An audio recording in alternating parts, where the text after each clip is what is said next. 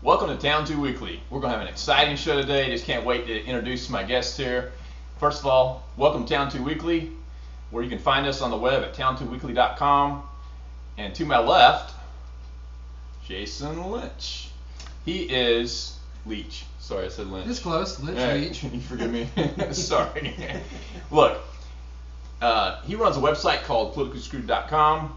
I've been knowing him briefly, and so far he hasn't done anything too irritating. Anyway, I want to introduce you also to Mark Gorman. Yep. He runs a site off Facebook.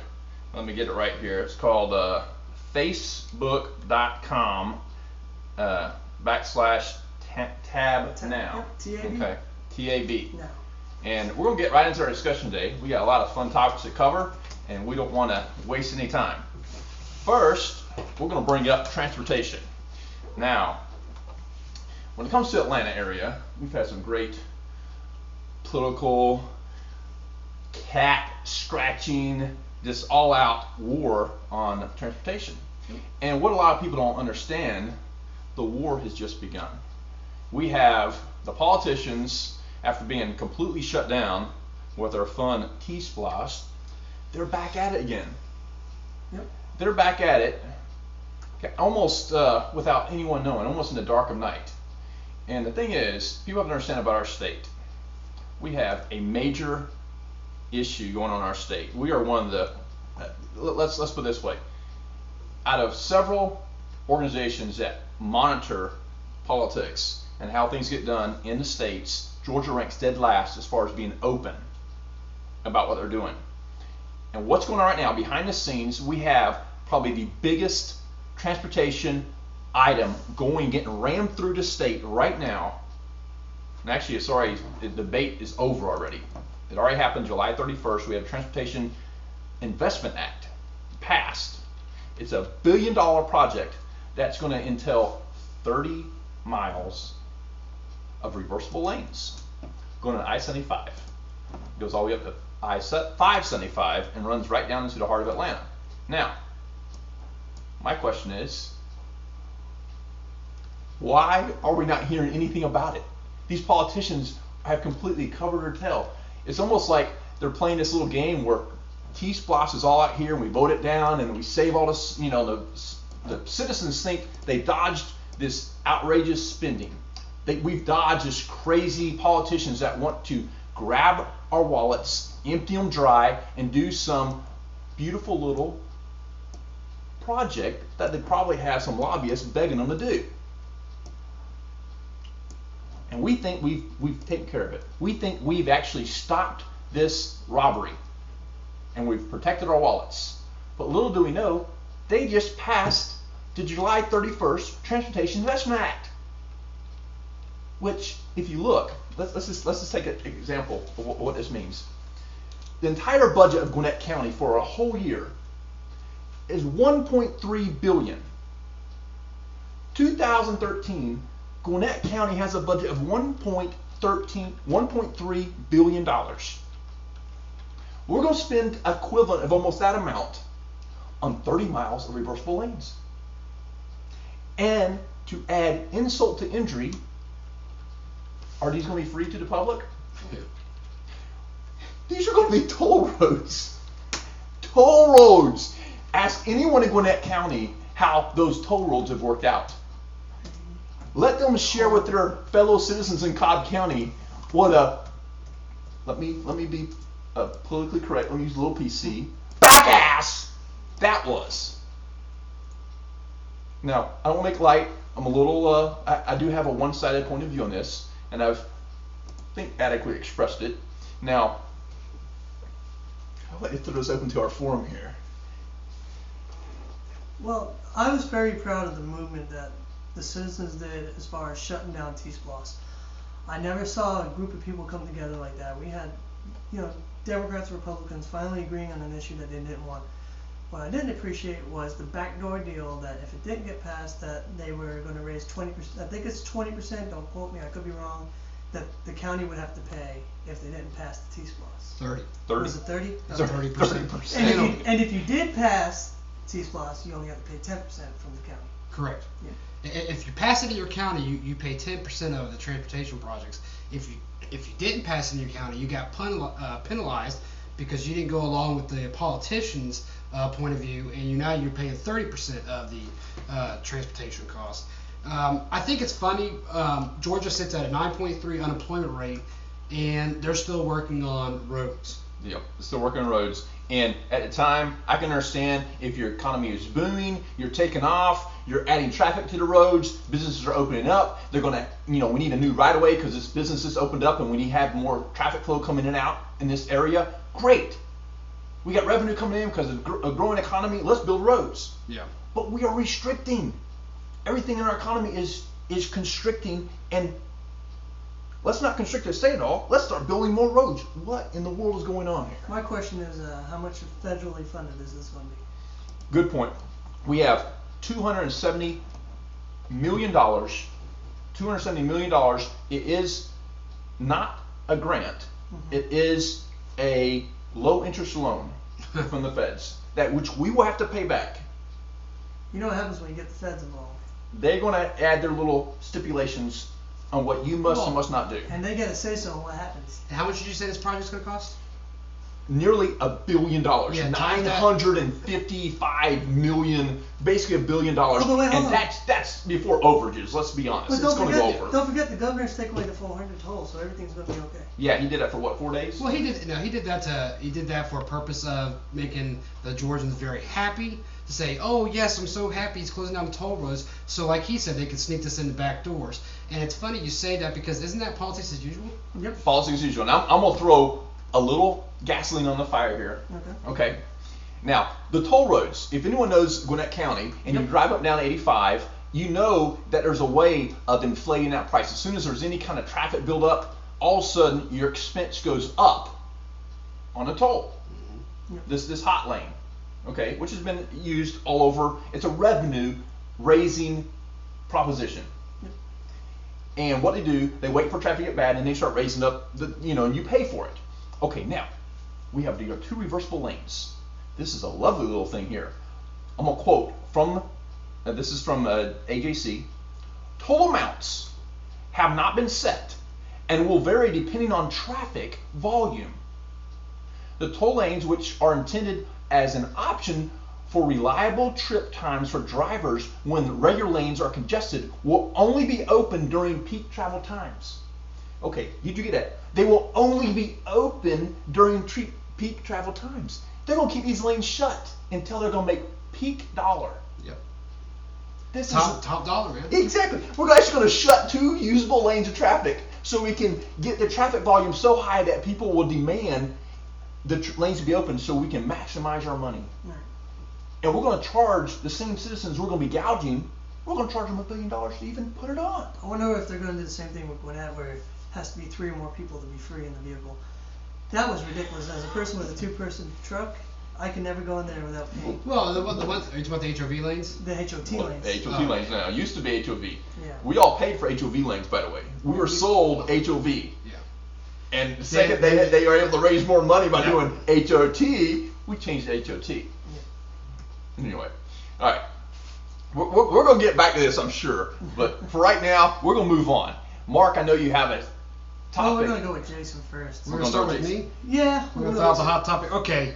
Oh. The topic on my to-do list here for politicians to go over is going to be welfare reform this year. I haven't heard enough from the Republican Party, nor have I heard enough from the Democratic Party on entitlement spending and welfare reform. I'm going to throw out some numbers here and let y'all play with them and see what you think. When people call President Obama the food stamp king, okay, are we being fair in doing that? To throw out some numbers, when Bush left office, there was 28.2 million people on welfare.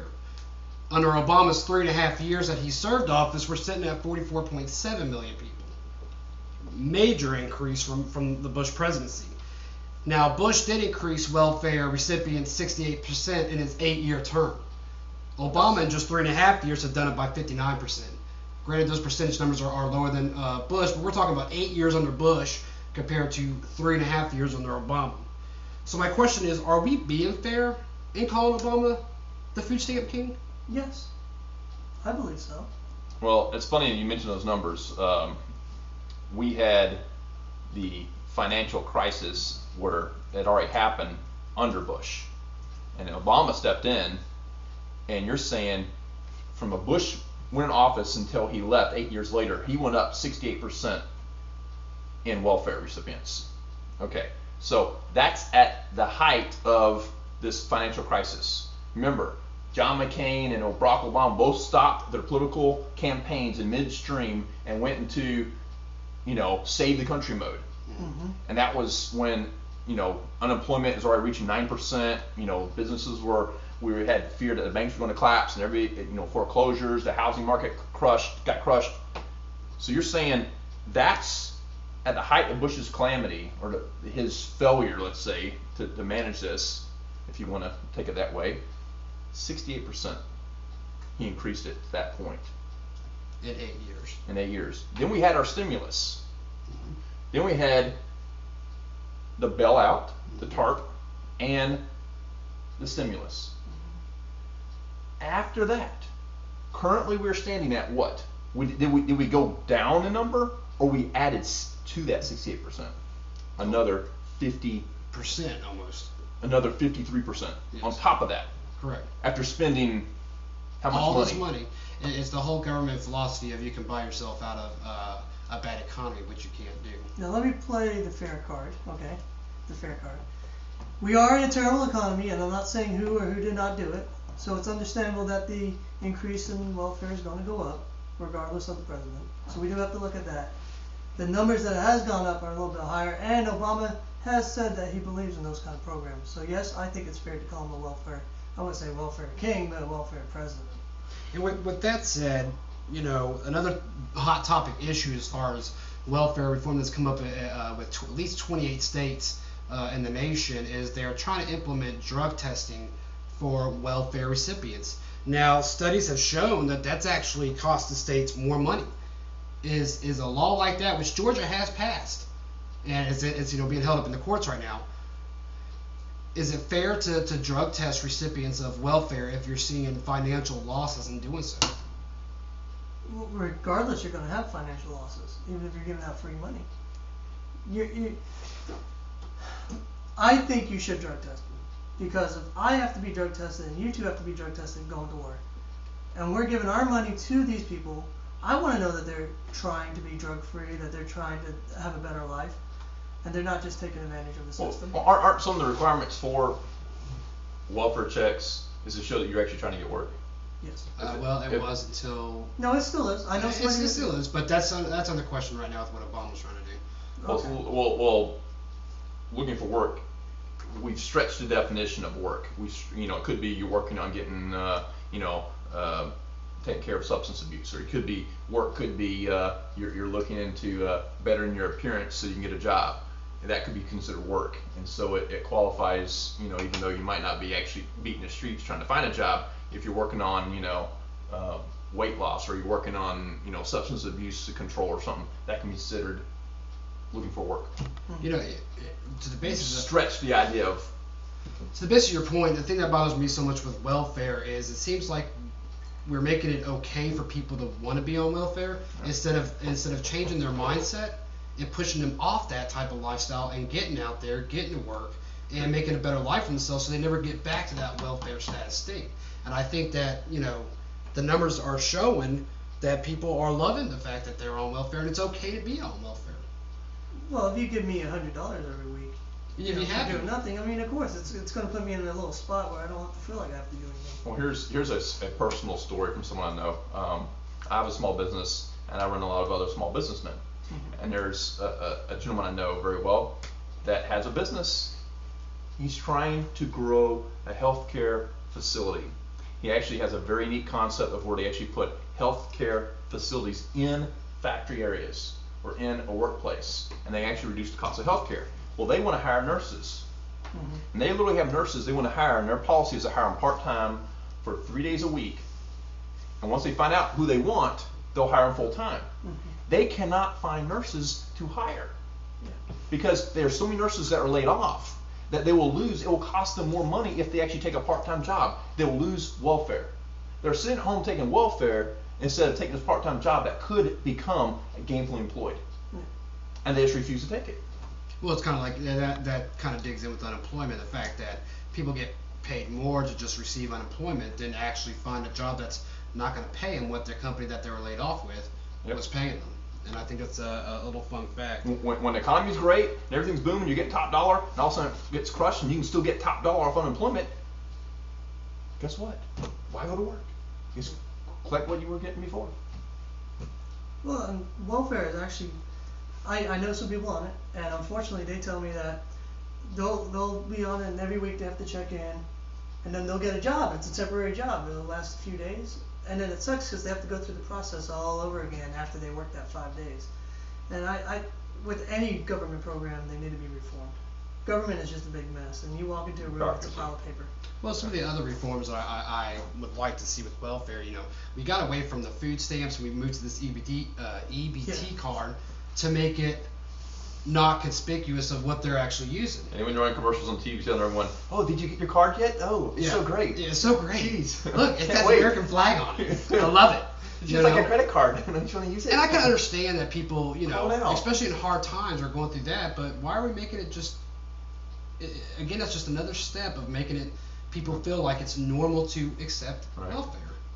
Well, welfare is going to be with us for a while, and it's kind of hard to see people that are abusing the system. And right now, with as hard as it is to run a business, I have a business, it's hard right now to know how difficult it is to make it work, and then to see people abusing the system that we're paying for. It's very frustrating. Agreed. We're going to come back to this probably later, but I'm going to go ahead and switch topics. Mark, you have something that you want to bring up, and we're going to go ahead and switch topics. Mark, take it away. Well, I know with the RNC and DNC coming up, and this is always a topic that hits hard with Republicans and Democrats, it's immigration.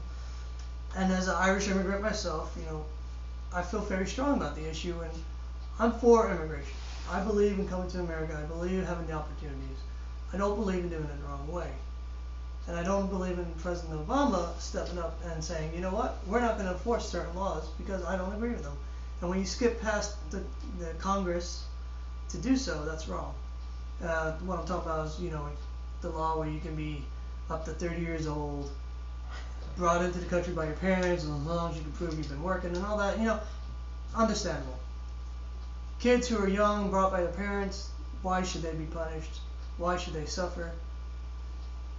I think if a 9-year-old male was in this country illegally and he hasn't broken any laws other than the one that come in here illegally, and he's been providing to society, kicking him out of the country is not going to do any good. But let's put him up to some work, volunteer work, put him into a fine, give him a fine. But why kicking them back to the country, back to Mexico or Europe or anywhere else? What's that going to do to support it? And then he just comes back, because I know Jason personally knows some people that have left this country because they got in trouble and just came right back through the door. And it's a revolving door. And the biggest problem with immigration, like we said earlier, is reform. The system doesn't help new arrivals that want to do it the right way. I have a friend that he's from South America, lived in America, spent at least $25,000 trying to get a green card. Eventually have to move to Canada. Very successful when he lived in America. He was paying his taxes, he had his own business, and now he's running that business out of Canada, making all the money, and the money's going to Canada, not America. I know you, Ben, have a lot of details. I just get too passionate overall when it comes to immigration. Yeah, immigration for the Republicans, and it's just a politically hot topic. Yes. And you can make a lot of hay in an election year. You can really appeal to certain bases, because let's face it, we're all immigrants. Yes. We're all here from different regions of the world. America is a land of immigrants. And so if you want to make political hay, especially if you got some trouble in the polls and you see you're demographically speaking, you're low in this area, that area, it's easy to target a group and play with it. Right. Forget the law, forget what's on the books, let's just massage this people group, and we'll get it working for us. Well, unfortunately, with the Democrats, when we first came to America, we thought we were Democrats. That's how it looked, because that was the people that helped the people, that was the together thing. But really, we realized after several years is that they just want to work off your back. And how do I say this properly? We left a socialist country to come to America. we thought Democrats were for everybody and helping everybody, but really it wasn't that way. The reason why we became Republicans is because we were hard workers. We wanted to put our time in. We wanted to do what we needed to do. And when we go to church, we help out through the church. We help out through donations. You know, we don't rely on government coming in and taking our money and then giving it to charities. No, we went straight to the charities. I've been involved in many charitable programs that I helped out personally without having to go through the government to help out. True. We do have to, we've got to figure out the solution to immigration, because 28 million people living here illegal is unacceptable. I agree. Back in the Reagan days, Reagan gave amnesty, and he flat out told the American people, this will be the one and only time that we do this. We will not do this to the American people again, so we've got to fix the issues. One of the big topics of immigration at the federal level is Barack Obama not enforcing the laws passed by Congress and signed into law by the President of the United States. Well, how about sue the states that's trying to enforce the law? Correct, because the federal government won't.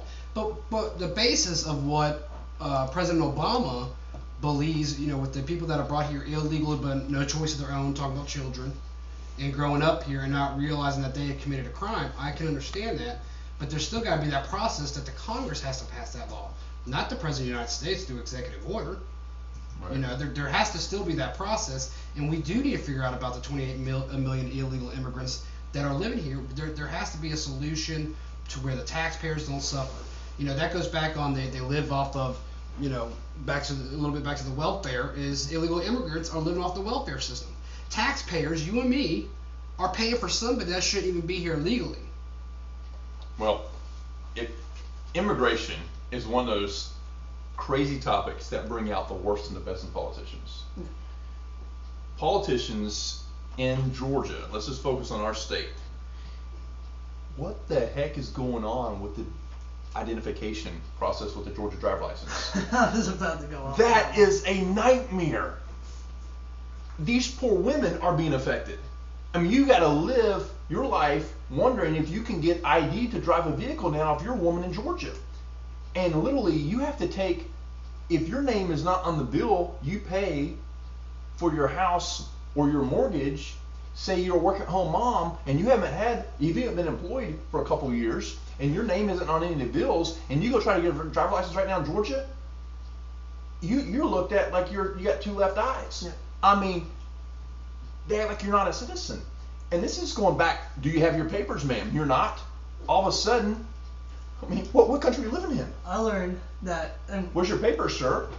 When I became a citizen, I had to go to the Social Security office, and I went to the DMV, and I provided the paperwork to prove that I'm a citizen. You have to have more paperwork than that right now than you just get your driver's license in Georgia. Well, now apparently they take your citizenship and they send it up to Washington to get verified and send it back to you. I'm like, so I'm less of a citizen now because I have a piece of paper that says I became a citizen later in life. Why is that? Why, you know, and my birthday's in October and I have to renew my license, and I'm not looking for this because I will raise some hell in the DMV. It's going to be, well, thank goodness you're not a woman, because and you actually been had to work in the home for the last couple of years. Yeah. You'd really have a nightmare on your hands. Wow. And okay, that's just one issue. Okay, and there's a lot more. We'll have to move on a little bit. Well, I do want to. Can I bring up one more little thing on the immigration? Yeah, go ahead. I'm gonna run us late in the segment. I'm getting some evil eyes here. Okay, right now. Hi, the producer. How you doing? Right now, the DUI. If you're illegal immigrant, if you don't have your proper papers, and you get a DUI in Georgia, for everyone else out there, it's a misdemeanor. Mm-hmm. But if you're considered an illegal alien, we're going to make a separate law for you. We're going to call you a felon all of a sudden. Nope. What in the world is going on? I mean, really? Are we doing this to, is this, what's going on with the state? The funny thing is, the guy that passed this bill was recently, I can get in the background, I'm not going to get into it. If you do a little background on it, the very guy that passed this bill has been pulled over for a DUI, and he got it expunged because he has connections. Well, he paid $15,000 for a good attorney. You can't sit here and say because you're one race or another, exactly, the law is going to change because of who you are. We're going to The make that law's one a equal. felony for you because you're the wrong skin color and you don't have the right paperwork. You know why they're and doing you over here, we're going to let you have a misdemeanor. But do you know why they're That's doing in the state of Georgia right now. What the world are these people doing? But the reason why they're doing it is because if it's a Can we say bigot? Can we go in and Well, say besides that? being bigotry, and God hope the governor didn't sign off on that. But the purpose of it is, if it's a misdemeanor, the illegal immigrant will get a slap on the wrist. He'll be sent on his way. If it's a felony, he'll get a slap on his wrist, put in a jail cell, and sent on a plane back to Mexico. That's or why. back to whatever country they're going. And they're That's using the it as a only- they're felony. using that as the loophole. You are dead on. You are dead on. That's the point. And they're pushing a system, and they're making it. They're trying to make a big case out of I'm a nothing. conservative, and like I said, it's totally, absolutely It's bogus. absurd It's bogus. and wrong, and it will not survive. the Equal elections. treatment under the law. Let's just put it out there. This is not equal treatment under the law. Nope. No, And that's where I have a big issue with that this will one. not that will not survive. And that is currently up for it's being an issue right now in the state of Georgia right now. Unfortunately, Georgia General Assembly. Unfortunately, I met some of the people that work up in the Georgia Assembly, and I'm very Yeah. disappointed in them. Yeah. I would be very disappointed with most of them. That's too why bad, I'm very and too bad you didn't make it. enthusiastic. All right, moving right along. I had to throw it in there. Sorry, the producer's still giving me the evil eye, and I just had to throw that nugget in there. Oh, that's All right, good. let's move right along. We're gonna go with the new top. We're gonna start a new program on our show called Spark Topic. Yes. It's a topic that's really hitting the news lately, and the first topic is going to be the RNC convention. I want to know y'all's opinion on the good, the bad, and the ugly. Okay. Well, if I can start off, unless you had anything. Go ahead. to follow No, that. no, I'll finish up. Okay. Before the convention, I wasn't very hopeful. I honestly was not. I did not want Mitt to win. I didn't want Mitt. I wanted Herman Cain. I wanted Newt Gingrich. I wasn't a Mitt fan. But after the convention, I can honestly say I feel more confident in Romney and Paul. I really do. He gave a great speech. His wife gave a great speech. Marco Rubio gave a great speech. It was just, it was an enjoyable thing to watch. And unfortunately, unless you watched MSNBC, you didn't get to see everybody who gave a speech. But I was very happy with it. I mean, Clint Eastwood kind of was a little bit out there, but he made some good points. We hired you, and we can fire you. If you don't do the job, we will get rid of you. Plain and simple. And don't play the sympathy card on us. So if you were going down a list, what was your favorite speech? I really like Marco Rubio. Okay, and if you were to say what was a little bit worse than that, the bad, kind of the bad. Outside of Clint Eastwood. Yeah. You know, I honestly. You can probably save Clint Eastwood for the ugly. Yeah. The good, bad, and ugly. What would you see? What would you say the bad part of the convention was? You know, honestly, there wasn't one speech that just. I mean, there might have been a speech or two that was like, oh, okay, what else is on TV? But there wasn't anything that just dropped me out of the ground like, oh my God, I can't believe this person's talking like that. It all seemed pretty decent. It seemed worth watching. I liked it. I liked it all, and everybody had a message. And they're like, you know, like Romney said, I'm not here to promise to stop the tides of the water rising. I'm here to help your family, and that's what we're getting into right now. The families need to be helped. Ben, what do you think? Well, I'm trying to look it up right now, and it's killing me. The speaker, he was the John guy that Boehner? spoke at the national, the DNC, Oh yes. and he became he actually became a Republican Yeah. and spoke in the RNC. He was very supportive. What of was his Obama. name? What was his name? I can't remember. I love that guy. He We got- supported Obama. He believed in Obama. He Big time. did. He sold out. Americans did it as Yeah. a whole. And he just completely sold out. And then he realized, it was like it's kind of light bulb went on. Hold on. And his point was, he's an African American, and you know, but that's not the point. The point is, he is an American, and he saw the Democratic Party, and he saw it as a party as a real options, and then he realized they went extreme. He sees this party as an extreme party now, and he's calling down the Democrats to change. Come up, and he's not saying that Republicans are everything right and Democrats are everything wrong. He's literally pleading with Democrats to get out there and take their party back from this extreme element. And he's called Obama extreme, and it was the most powerful speech I think in the convention. It really appealed to that kind of person sitting on the fence, the independent mind, you know, kind of like saying, I'm just going to check these guys out. It was powerful. And the other guy, I don't think was as powerful, and probably didn't appeal to that kind of middle, kind of wondering where they're at. But I just love Paul Ryan. Paul Ryan to me, I mean, he speaks straight. Is he perfect? No, but he speaks straight. He's a little bit wonkish, which I like, for the non-political person, they might get all caught up in the numbers and they, golly, just make me glaze over. But for people to actually understand what's going on in Washington, he's the man. And he understands the problems this nation are facing, and he's willing to put his butt on the line, and it gets shot at, he's going to take the fire. I love that guy. With Paul Ryan. And by the way, I wish Huckabee ran, but that's the side point. I like Huckabee. I like Huckabee. I just don't think he would win. Side point. Yeah. Different topic.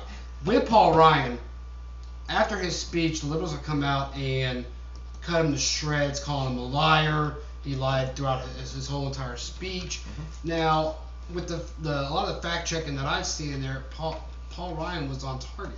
For the most part, yeah. He wasn't maybe 100% telling the whole story during his speech, but he was given the basics of what was going on. Anything I say in a speech in general, and you start combing through all the little details, and you start adding little details to things, everything changes.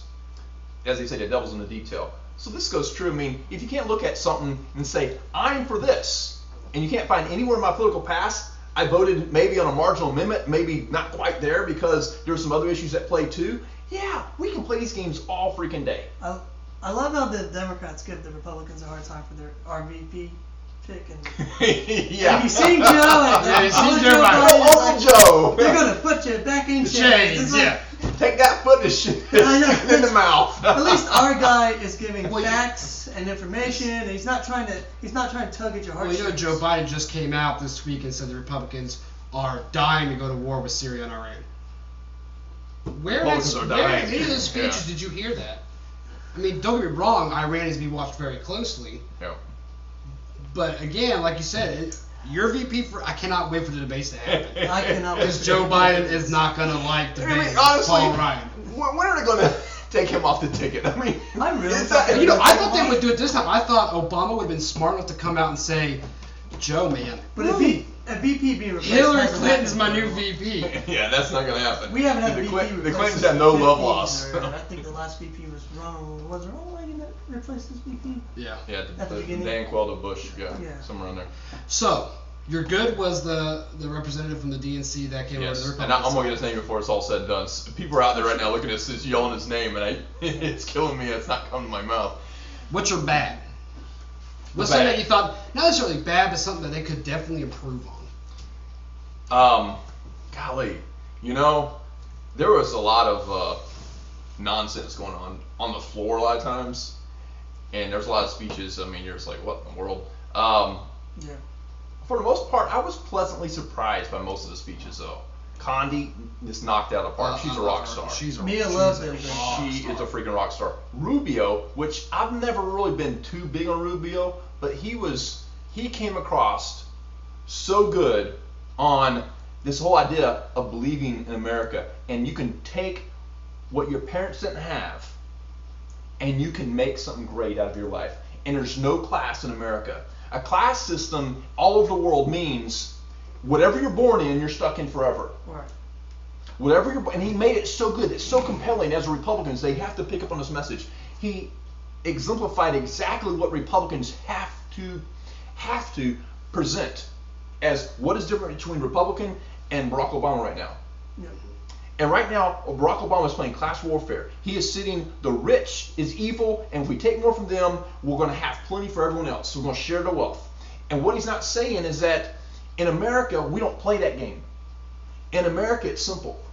We have a system where there is no classes, meaning if you're born in poverty, you have nothing going for you, and you can rise from pauper to king.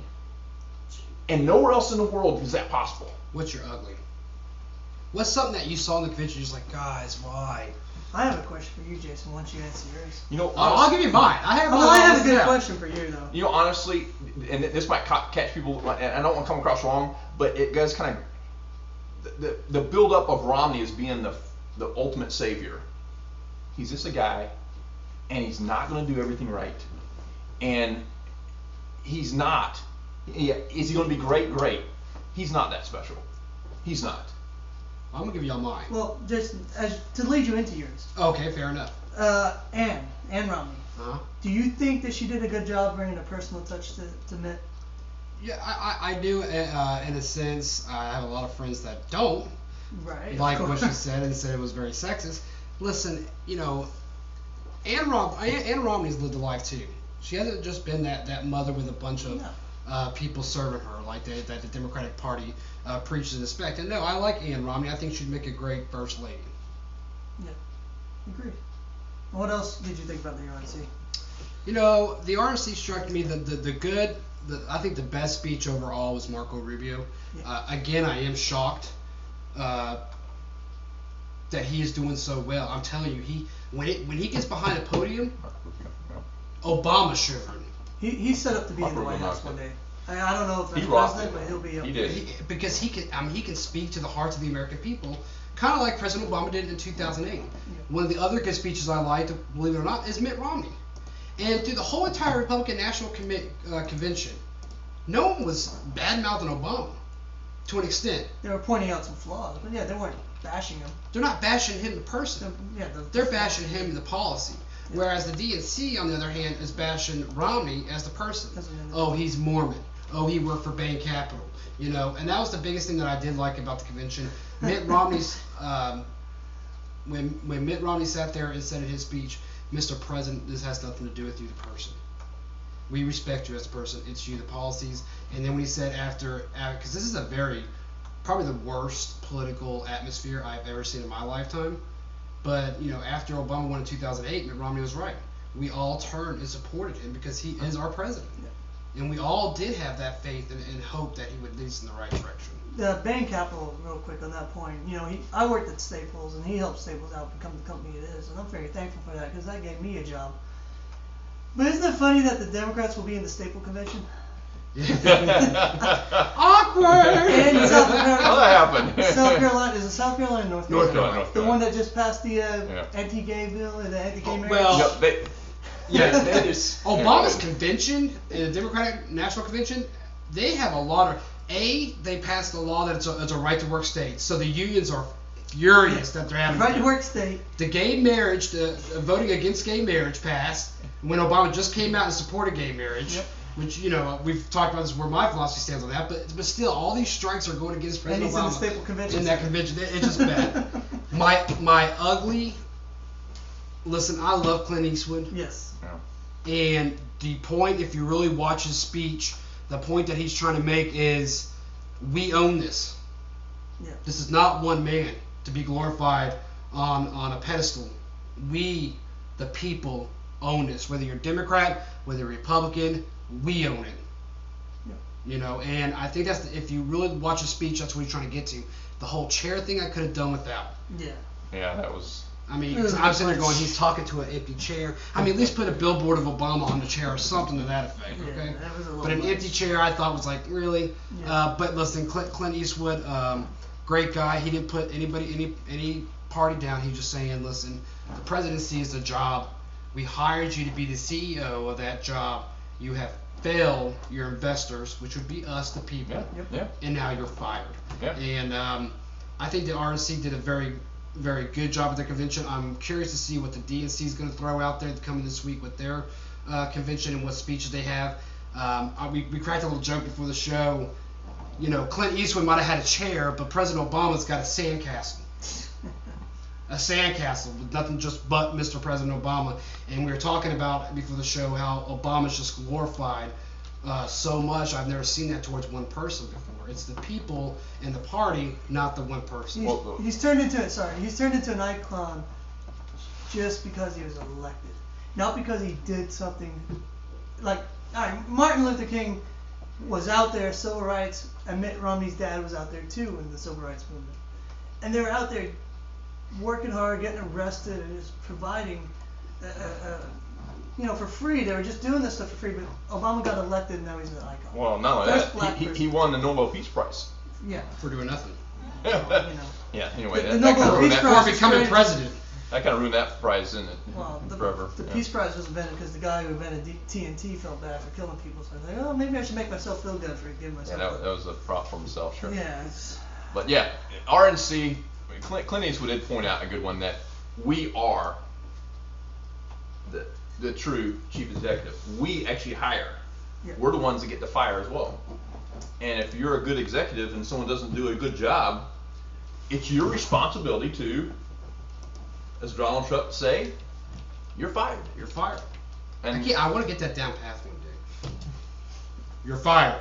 I'll work on that. I need a little hair. you got to do the hair thing. Anyway, sorry, Donald. I'm screwed. Oh, yeah. And I was happy not to see Donald, no offense, at that convention. Yeah, Yeah, that just that would was- have put bad taste in a lot of people's Yeah. mouth. I think they did an excellent job, and a lot of people are going to say, well, they just brought up the minorities, but really they brought up the people who are they were strong people. Marco Rubio, Nikki Haley, she's an Indian lady, her parents are Indian. And they did a great job saying, look, we're Republicans, and that's what we believe in. We weren't brainwashed, we weren't drinking the Kool-Aid. Speaking of that, what really pissed me off about the media coverage with the RNC is having parties to try to find the black people in the convention. Yeah. I mean, how low are you? You talking about You sit there and DNC say or you're about diversity and everything, and you're sitting there saying, well, where's the black people in their convention? Well, what was the whole thing with the CNN? Actually had a black television camera guy that said he. Yeah, it was a female. What was that? She was either a camera worker. Or To make that even an issue, to make that a story, How was disturbing. so repulsive. Yes, because it was dealt with, it was done, it was handled by the police or the security. Why they just blew it up to say, oh, look at the Republicans are being racist. A legitimate news organization goes in and tries to make a story when they're covering a story. Come on, we were not born yesterday. Incidents like this happen all the time. We don't report on it. They're reporting on it because of the fact that it was in a Republican. And I guess that's why they have the lowest approval ratings with CNN and MS. We might have more people watching our show right now than CNN has watching it. MSN, I gotta throw up my lady, NBC. Well, yeah, Chris Matthews. All right, so RNC, to just wrap it up, does this convention, is Romney going to see a boost in bringing the conservatives together as one to win this election? Foreman. I believe that the RNC helped Mitt Romney out. The convention helped him out. Like I said at the beginning, it gave me more hope. It gave me hope that I didn't have. The real hope. And I just after seeing the stories and the videos and how the story of what his dad used to do and being a political activist and the story about his dad coming home every day and giving his mom a rose and when she woke up, tugging my heart. Mushy, come on, man. That was so mushy. I'm sorry. I like the part. Let's do a fact check on that too. I'm not sure about that one. That sounds like a bunch of BS to me. But trust me, there's a legal but it there's worked. a little organization out there doing it right now. But I'm sure there is. Love it or hate it, it worked on some people. And doggone it, my wife was watching while it was going on. That really, that was wrong. I like the part though when his mom said, "Why must a man have more say than a woman?" That's not verbatim how she said it, but basically. It just showed that he was a connected person with his parents, and he really knew, he was a family man. He's not just this robot that everybody keeps making him out to be. What do you think? Does Romney, maybe you can answer this a little bit better, as far as the Ron Paul people. They're driving me up the wall. Listen, guys, I get it, you support your guy, but he didn't win. Let's get behind one person. Take America back. Can Romney bring everybody together on the conservative side and build a team to push this election in his favor? I'll be the first to say, Romney has never inspired me. There's nothing about him that gets me excited. Okay, and I can point out his flaws. To me, they're huge. But, he picked Ron Paul. He's a business guy. He's turned around a failed Olympics. He's turned around a state that had some several difficult issues, and I don't know if he made them any better.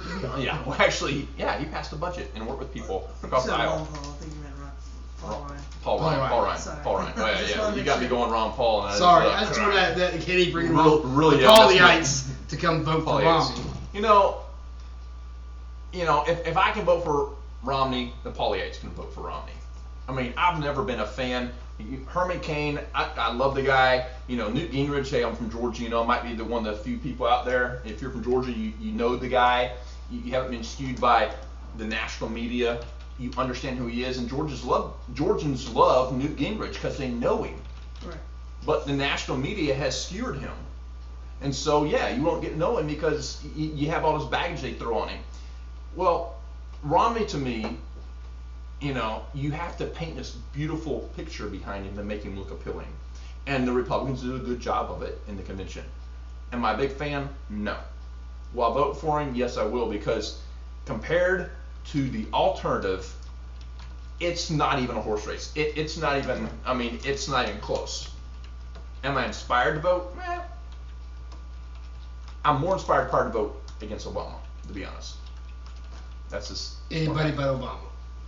That's where you're pretty much. And I'll say, Paul Ryan inspired me because he's younger, he gets it, and he's not there as a politician. He's literally there as an economist. His mind and what he speaks, and that was one of my favorite things in college. I love economy, and he speaks to me. Yeah. He does. He gets it. I can go on hours about the second mortgage market and how the banks represent the feds and interest rates and prime rate and how that affects. And I can go down that road. And Ryan could. Now most people, they'd start looking at me and they'd be like, "Dude, really? My eyes are hurting. I can't go there." Well, what it tells me though, Ryan is a man of depth, and he can tackle the big issues, and he's not afraid of them. My thing with these conventions is it's like a preseason football game. Who cares? True. Let's bring on the game, which is the debates. Yeah. And I'm so ready to see how Obama and Mitt Romney stack up in a debate. And we already know Biden might as well call it. He might as well call him sick. Or you know what? Better yet, take Clint Eastwood's idea and just put a chair there, because he will not win a debate against Paul Ryan by any means. Yeah. To be honest, Barack Obama, I think he's going to have his way with Romney in a debate. I don't see it, because Obama during his debates is all somebody else's fault. We're moving forward. Somebody else's fault. We're moving forward. Where I think Romney's really going to call him out and put him, take him out of his safe zone and put him in that danger zone that he doesn't like. And keep in mind, debates don't come with teleprompters. Well, you got a big point there. Obama's got a better relationship with his teleprompter than he probably does with his wife. Let's be for real. Yeah, I didn't want to go there, but I was thinking it. So. I'm just saying. But we'll see. I think Michelle, don't take that personal. I'm sorry you said that. Yep. My apologies. Don't put me on a list. Listen. Romney's got the right idea. Romney, with his business experience that Obama doesn't have, who has absolutely no public experience. Let's be honest. Yeah, none. Well, public. Or private. Yes, private experience. Yeah. I think Romney's going to chew him up when it comes to the economic issues. Yeah. Well, what we're going to do now is go to a Q&A or a final topic. What we like to do in the show is we like to wrap it up with our individual thoughts and opinions, and if anybody wants to elaborate on them, that's fine. And Jason, would you like to go first on this? Yeah, we're going to call this segment Final Say. Final say. Okay. My final say. My final say for this week's episode is, my thoughts are with a true patriot that passed away that we weren't able to talk about, Neil Armstrong, a man who saw the bigger vision of America, that regardless of what seems unrealistic, as long as the passion of the American heart is there, we can accomplish anything. So my final say is, thank you, Neil Armstrong. Thank you for being the patriot that you were to this country. Okay, well, I just want to go off on a little bit. I know we have the presidential election coming up, but I want to stretch, I want to make sure that you know that the president's not the only one running for office. And you need to get involved in your local politics, and that could just be as simple as looking up to see who your state representative is, your state senator, your school board administrator, your county commissioner, and then your congressman and your senator. I believe the importance of just voting for the president is not enough, and that you need to know who's representing you, because at the end of the day, they're the ones who decide whether or not to pass the bills that the president brings forth. And being involved and knowing where your money goes to the local governments is very important. And we like to stress, we like to talk about that on Facebook.com/tabnow. And I agree with Jason about Neil Armstrong. He was a great guy, and we need more people like that. And I look forward to the Mars missions coming ahead and what we can do with that. Ben? As America, we're kind of in this funk. We're all living this kind of like a wonder of what's going to happen tomorrow. And, can the bottom fall out some more? Have we reached the bottom, or is there more to fall? Is that little bit of shifting sand and that thing we're standing on, is that going to give way too? Well, I want to say a word. Things are hard, yeah. But I'm telling you, America is not done. I truly believe this, and I truly believe that people need to take a deep breath. You realize, most of us have our health. Most of us have kids and family we can be thankful for, and we need to think about our blessings. And we need to simply ask God, and I'm serious, we need to stop and ask God to bless this nation. Sit down, take a moment this week, and literally sit down and spend some time with the creator of the universe and say, Dear Heavenly Father, bless this nation. We need it so we can get about the tasks we're supposed to do. Without your help, we're in deep trouble. With your help, we can do all things. God bless America. Very good. Well, it's been, do you have anything else? It's been another week. Thank you for joining us here at Town2 Weekly. We're here every Monday from 7 to 8 p.m. Eastern Time, and we look forward to seeing you next week. All right, thank you guys. Town2weekly.com. Thank you for joining us today, and hopefully to see you next Monday at 7 p.m. Eastern Time, and please don't forget to subscribe below. Town2weekly.com. Are we still